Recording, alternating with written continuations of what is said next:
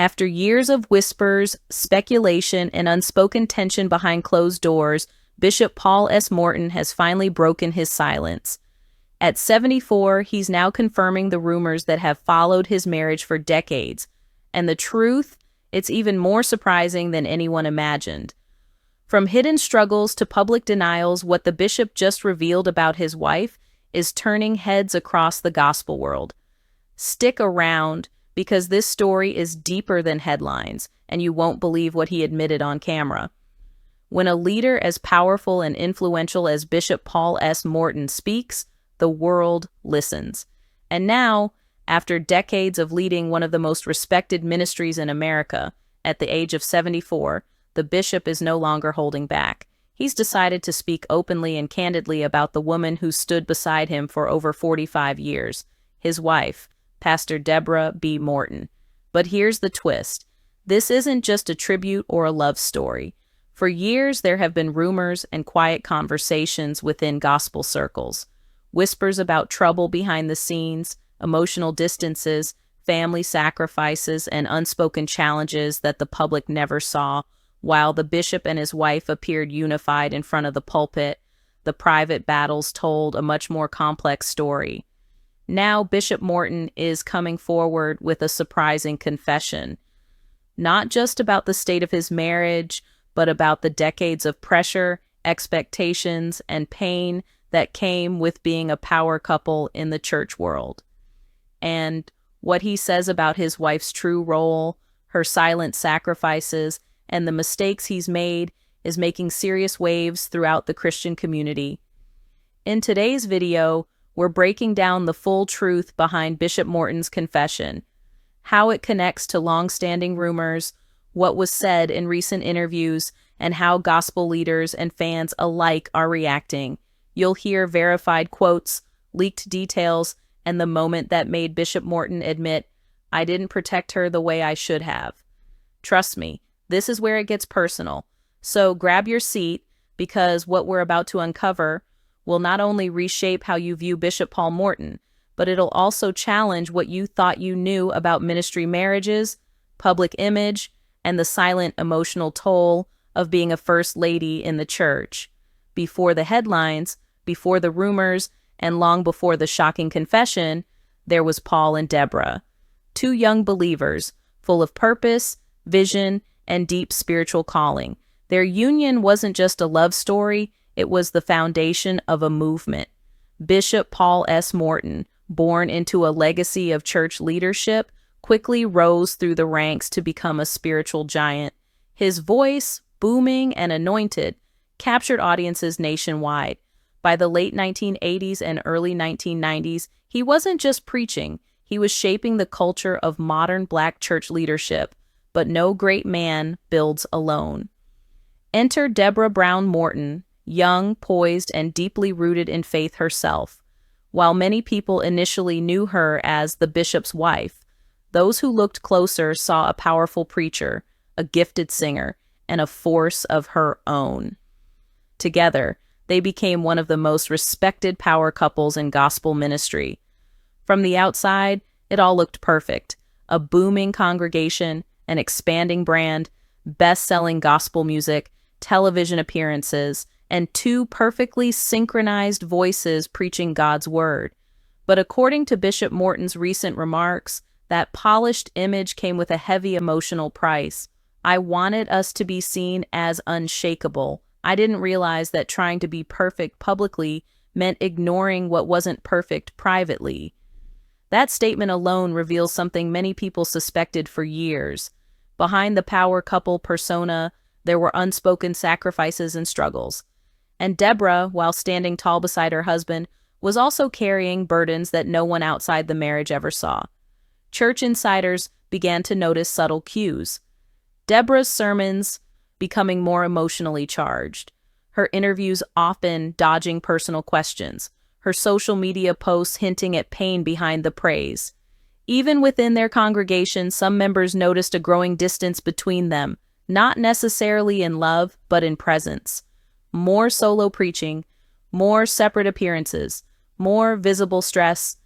Still, Deborah never spoke ill. She remained loyal, present, and deeply committed.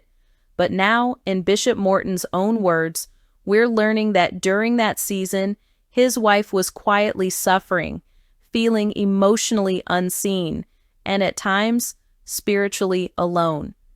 He confessed, "There were times I was so focused on being a bishop to the world, I forgot to be a husband at home.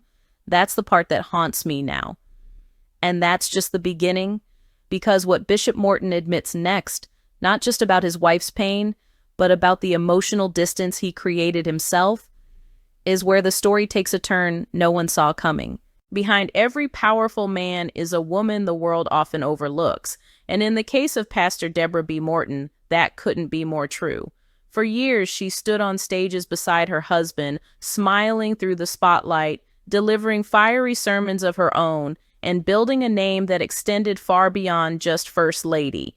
But what very few knew, even those close to the ministry, was that Deborah was quietly carrying a heavy burden, one that Bishop Morton now admits he failed to fully acknowledge. In a recent sit-down interview, Bishop Morton shocked listeners when he said, "My wife was hurting, and I didn't see it, or maybe I didn't want to see it. I was so focused on doing God's work that I ignored the work I needed to do at home."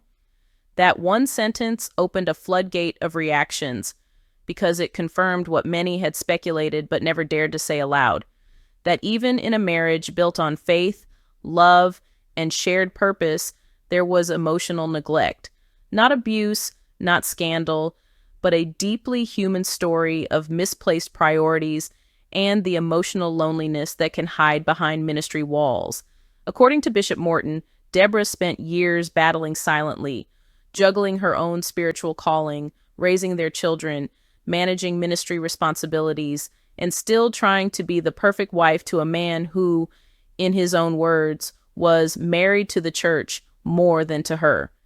He continued, "She never complained publicly. She never humiliated me. But I now understand the cost she paid for my ambition, and I can never repay that."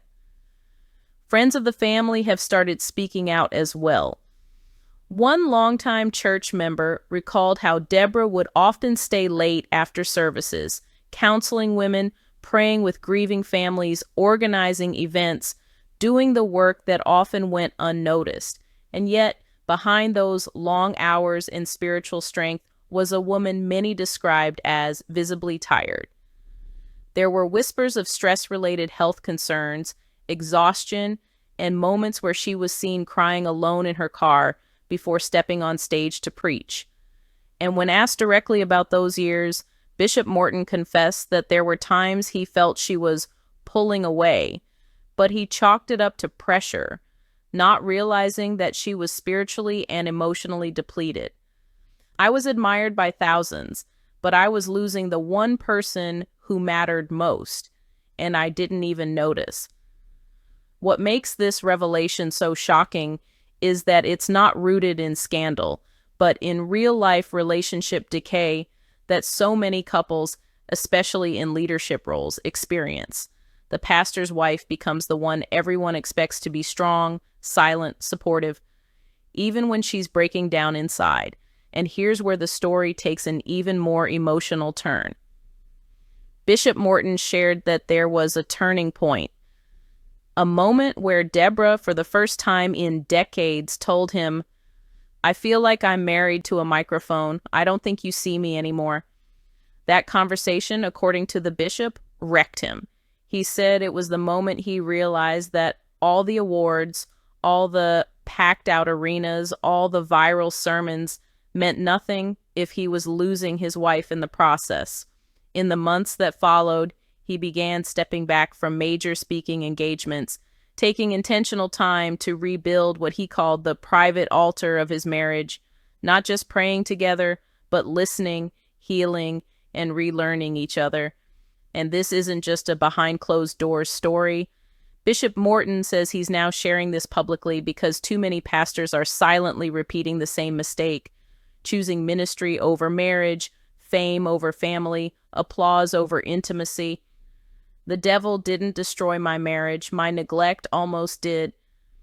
That's the kind of truth that hits deep, not just in the church, but in every relationship where one partner slowly fades while the other rises. But this confession didn't come without consequence. Some church leaders are now calling Bishop Morton's honesty a risky move. Others are applauding his transparency.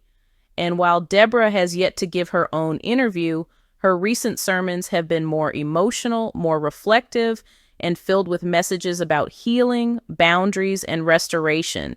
And still, there's more. Because what Bishop Morton says next involves a shocking decision he made behind his wife's back, a decision she didn't discover until years later. And it's that secret now fully revealed that left many wondering, did their marriage almost end for good? Just when it seemed like Bishop Paul S. Morton had laid it all on the table, about the distance in his marriage, about the emotional pain his wife carried in silence, he dropped a revelation that left many speechless, a revelation so personal, so raw, that even his most loyal followers were taken aback. In his recent public remarks, Bishop Morton shared that there was one decision he made during his ministry rise, one that he never told his wife about until it was too late. A decision he now says, in his own words, nearly destroyed the trust in our marriage. Let's rewind the clock. At the peak of his influence, Bishop Morton was being pulled in every direction. National conventions, international tours, spiritual conferences, book deals, interviews, music projects, you name it. He was, by all accounts, a global ambassador for gospel leadership. But behind all the appearances and accolades, there was something else going on, something he wasn't discussing with his wife. As he tells it, he was approached by a group of high-profile investors and ministry partners who wanted to collaborate on a multi-million-dollar church expansion project, one that would stretch beyond New Orleans and Atlanta and place the Full Gospel Baptist brand in at least 5 new major cities. The opportunity was massive, but it came with a risky financial proposition. Rather than consult his wife, who was also his ministry partner, Bishop Morton admits that he went ahead and signed off on the early stages of the deal. He didn't think she'd object. After all, she'd always trusted his leadership. But what he didn't realize was that this decision came at a cost to their joint assets, including property that she had personally invested in. Deborah wasn't just a spiritual partner. She had financial equity in parts of the ministry. And the paperwork he approved without her full knowledge put some of that equity at risk. When Deborah found out through a third party, it wasn't just a financial shock, it was an emotional betrayal. According to Bishop Morton, she didn't yell, she didn't fight. She just looked at me and said, "How many other decisions have you made without me?" That question, he said, broke him, because for the first time, he realized it wasn't just about the deal, it was about the erosion of trust. The sense that, for years, he had been moving as a solo leader while expecting her to stand by his side as if they were equals. He said it was the first time he truly feared that their marriage could end. I could see it in her eyes. She was tired of being last on my list, tired of being surprised by choices I made in secret, tired of smiling for people when she was hurting at home. The fallout from that revelation forced Bishop Morton to take a long, hard look at his definition of leadership. He had built empires, but in doing so, he had nearly lost his queen. To make matters worse, Deborah reportedly considered stepping down from co-pastoring the church. Several sources say she began quietly exploring her own projects, including ministry work in women's leadership and mental health, separate from her husband's platform.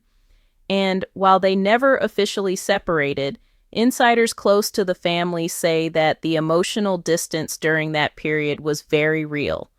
They lived under the same roof, preached in the same building, but spiritually, they were on different pages.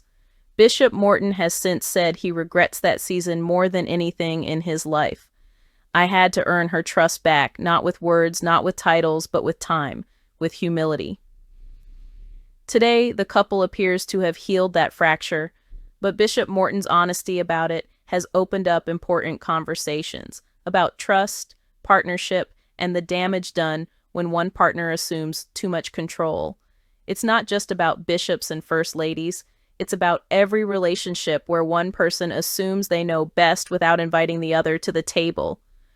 But even as their healing continues, another wave of speculation is rising, this time from outside the marriage. Because in the midst of all this transparency, some longtime members of the Full Gospel Baptist Church say there's more to the story, especially regarding why Deborah stayed silent for so long, and whether there were outside influences warning her not to speak. For decades, Pastor Debra B. Morton stood as a symbol of elegance, grace, and unwavering strength. To the outside world, she was the epitome of a supportive First Lady, soft-spoken, faithful, and deeply committed to both her husband and the congregation. But as Bishop Paul Morton begins to speak publicly about the cracks that formed in their marriage, one question keeps resurfacing. Why did Deborah stay silent for so long?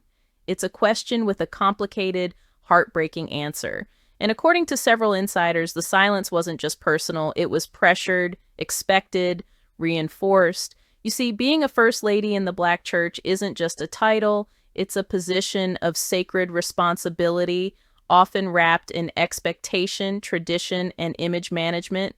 And for Deborah, that role didn't allow room for public vulnerability, even when she felt isolated, even when she questioned her husband's decisions, even when her voice felt dismissed. The show had to go on.